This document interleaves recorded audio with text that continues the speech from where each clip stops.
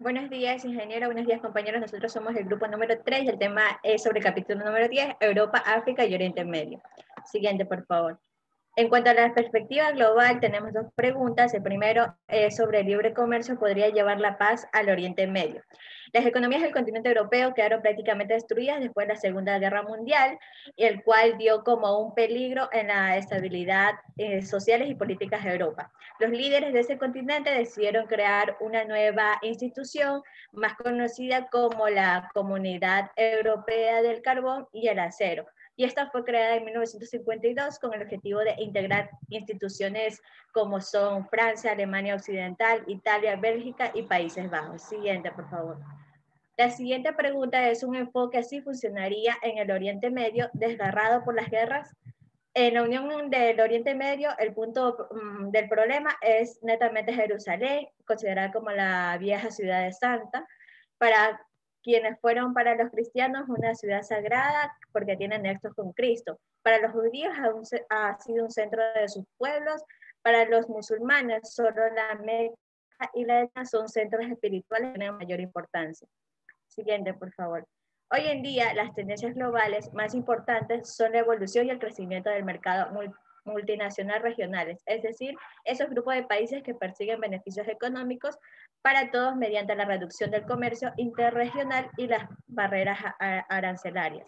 Los acuerdos regionales para la cooperación económica existen desde los finales de la según tenemos la Unión Europea, el Tratado del Libre Comercio de América del Norte, Asociación Latinoamérica de Integración en el continente americano, la Asociación Nacional del Sudeste Asiático y la Cooperación Económica de Asia y Pacífico en la zona de Asia-Pacífico. Son asociaciones relativamente nuevas que han adquirido su peso.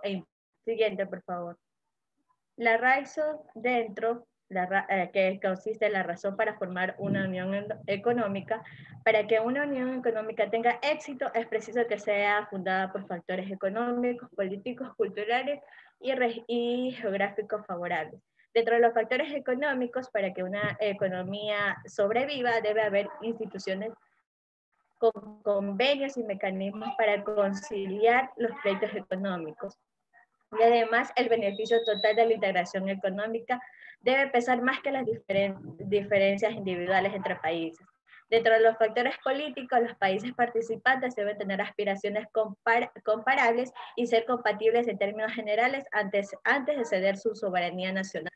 Proximidad geográfica y horaria, los países que están muy distantes en términos geográficos tienen que superar más barreras cuando tratan de fundir sus economías. Dentro de los factores culturales, la similitud cultural amortigua el choque de la cooperación con otros países. Es decir, cuando más similar sea su cultura, más probable será el tratado tenga éxito.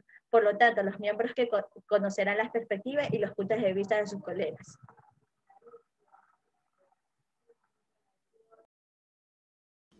Ya, ahora hablaremos sobre los patrones de la cooperación multinacional.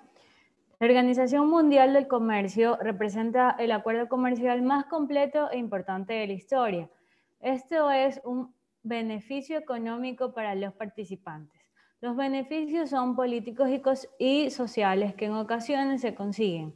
Y estos se dividen en 5 grupos fundamentales, siendo la última la unión política, que los vamos a conocer a continuación. El primero, grupos de cooperación regional, estos conocidos como los CRD. Aquí los gobiernos convienen participar juntos para desarrollar industrias básicas en beneficio de las dos economías. Cada país se compromete a participar en el financiamiento de una empresa en conjunto nueva y a comprar una fracción determinada del producto de esa empresa. El segundo, las zonas de libre comercio. Requiere que haya más cooperación e integración que en el caso de un grupo CRD. Ofrece a sus afiliados un mercado de masas sin barreras que impiden el flujo de bienes y de servicios. El tercero, la unión aduanal. Se han eliminado o disminuido dentro de las aranceles dentro de la zona de libre comercio. También graba un arancel común a productos importados de países que no pertenecen a esta unión. El cuarto, el mercado común. Elimina todos los aranceles y otras restricciones para el comercio en su interior. Es un mercado mancomunado para los bienes y los servicios, inclusive también la mano de obra y para el capital. El quinto y último, la unión política. Es la forma más integrada de cooperación regional, implica una total integración política y económica, sea de forma voluntaria o de forma impuesta. Una comunidad de naciones o Commonwealth es una organización voluntaria que ofrece la relación más laxa posible, que se puede clasificar como integración económica. Aquí incluye lo que es el Tratado de Maastricht, que prevé el libre movimiento de bienes, personas, servicios y capital por todos los estados de la comunidad. Mercados globales y mercados de grupos multinacionales. La globalización de los mercados, la reestructuración del bloque de Europa del Este para convertirse en economías independientes, la disolución de la Unión Soviética para convertirse en estados independientes, la tendencia mundial hacia la cooperación económica y la mayor competencia global hacen que sea importante vislumbrar el potencial del mercado en el contexto de regiones del mundo y no de país por país.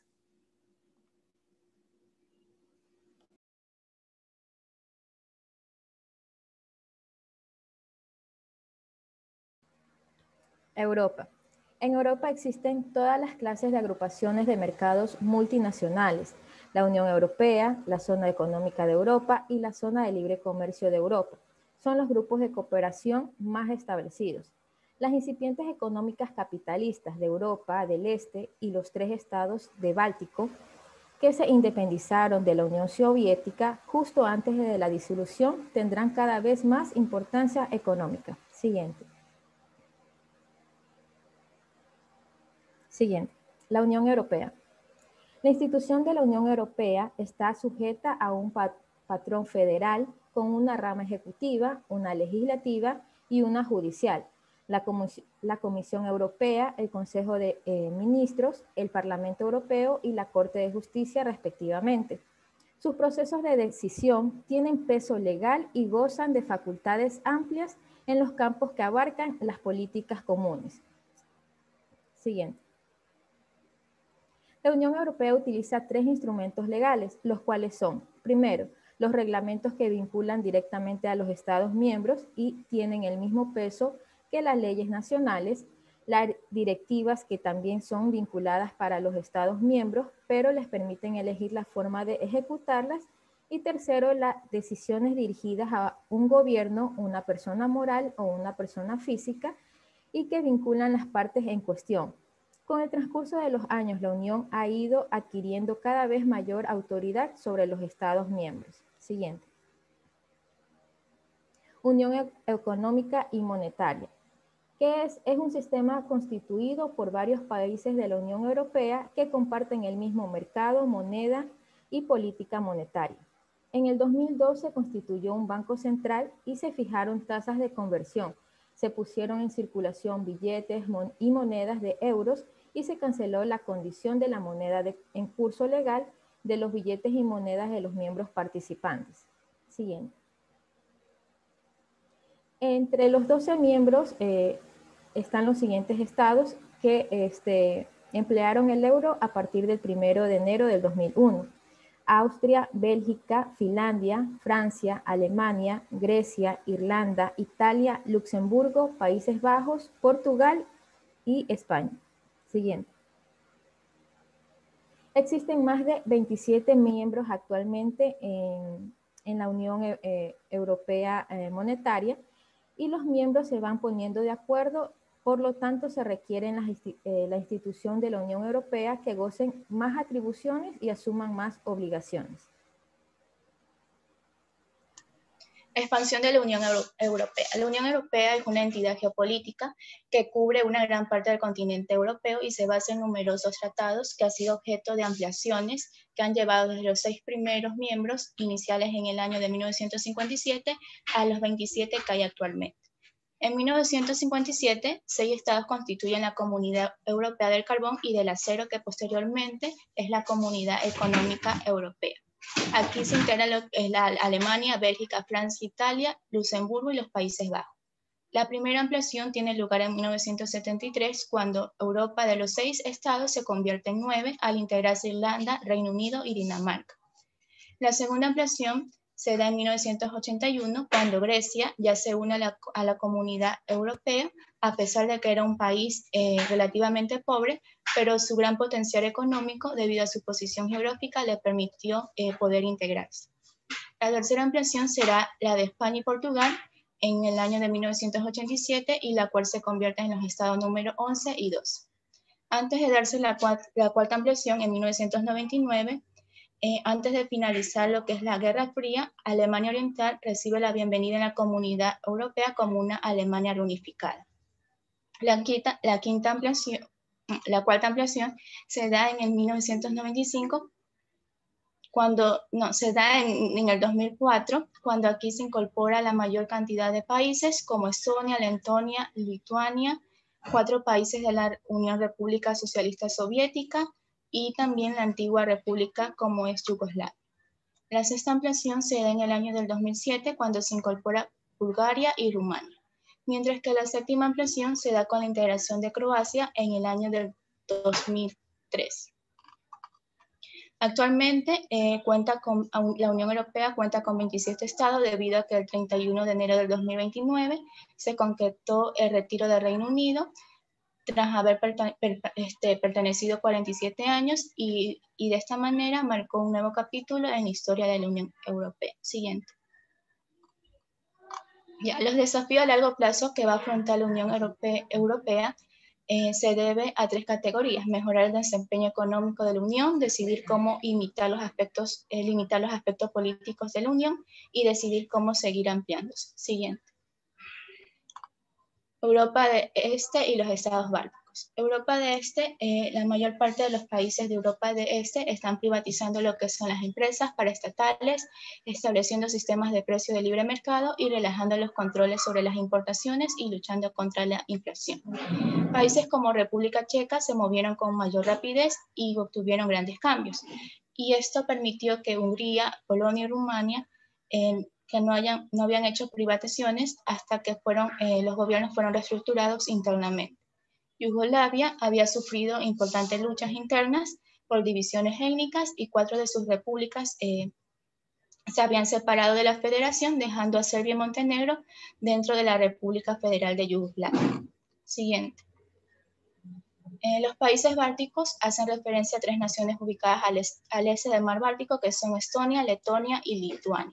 Estos estados son un buen ejemplo de poder hacer las políticas de manera correcta. Los 3 países habían arrancado aproximadamente con el mismo legado de una industria insuficiente y economía de un estilo soviético. Estonia no tardó en tomar la delantera privatizando compañías y tierras, y también permitió que quebraran los bancos que tenían problemas, y de esa manera adoptó un régimen de libre comercio. Y esto permitió que su crecimiento económico supere a Letonia y a Lituania. Si bien Letonia y Lituania no avanzaron de la misma forma que lo hizo Estonia, debido a la burocracia gubernamental, la corrupción, el crimen organizado. Sí. Muy bien, a continuación yo les voy a hablar sobre África, en parte estimulado por una creciente inversión extranjera directa, en particular de China, destinada a proyectos de infraestructura. Las perspectivas para las empresas del sur del Sahara van al alza. No obstante, los problemas económicos globales, el crecimiento de los países africanos ha ido incrementando muy bien en los años recientes. Etiopía, Angola, Malawi registraron cada uno de ellos tasas superiores al 8% entre el año 2006 y 2011. Varios otros países de la zona subsahariana han crecido a un ritmo superior al 5% al año. Sin embargo, a pesar de las muy buenas noticias, podríamos decir que los esfuerzos para integrar mercados multinacionales en África se han caracterizado por enorme actividad y poco progreso. Aquí, como vamos a ver, estos son los 3 grupos de cooperación regional más activos que tenemos: la Comunidad Económica de los Estados de África Occidental, la Comunidad para el Desarrollo de África del Sur, la Comunidad de África Oriental.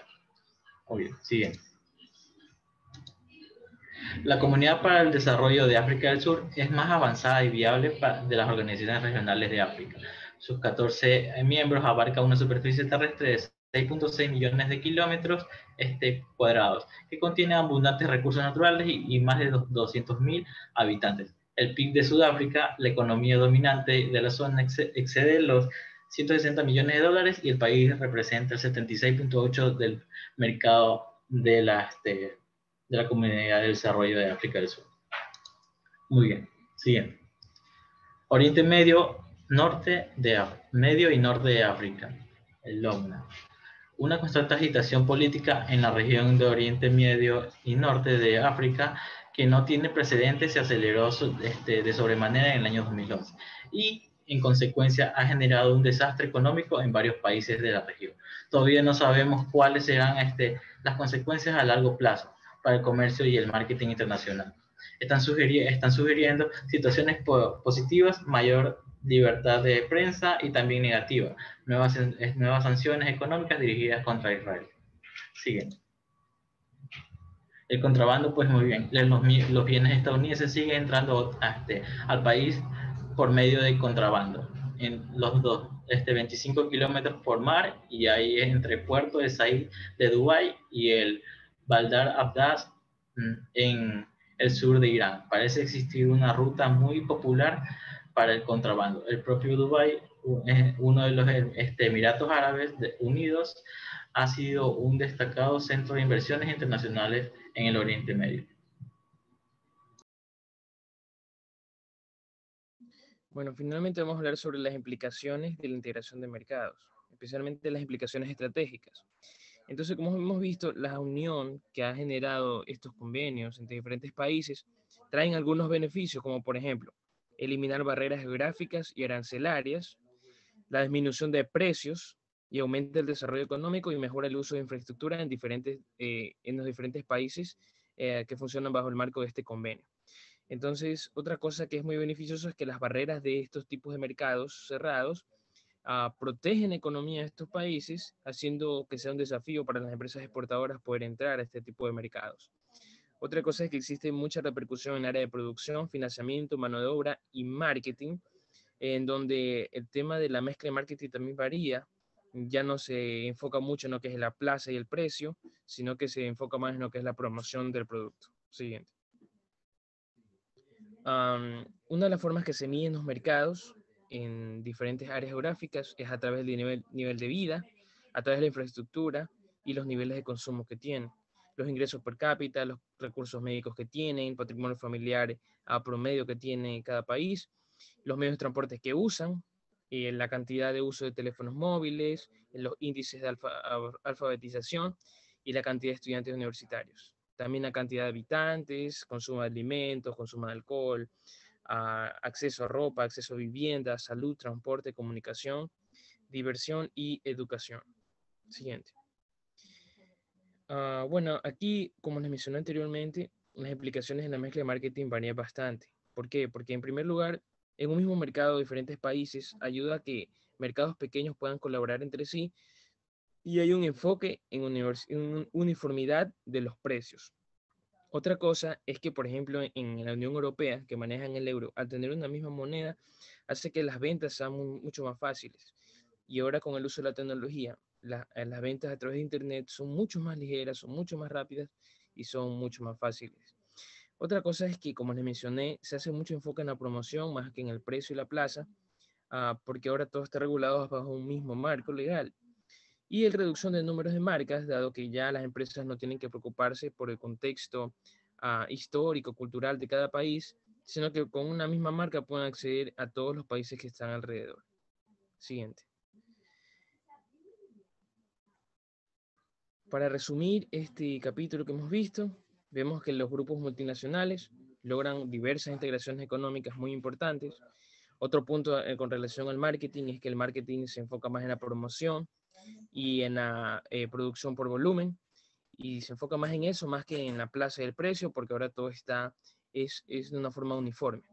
Finalmente, que va a haber un difícil acceso a empresas exportadoras por las barreras de mercado que incluyen estos marcos internacionales, y también y va a ser una complicación poder integrar a todos estos países, sabiendo que ahora están unidos bajo una misma forma cultural, y se podría decir que incluso geográficamente por la eliminación de barreras geográficas y arancelarias.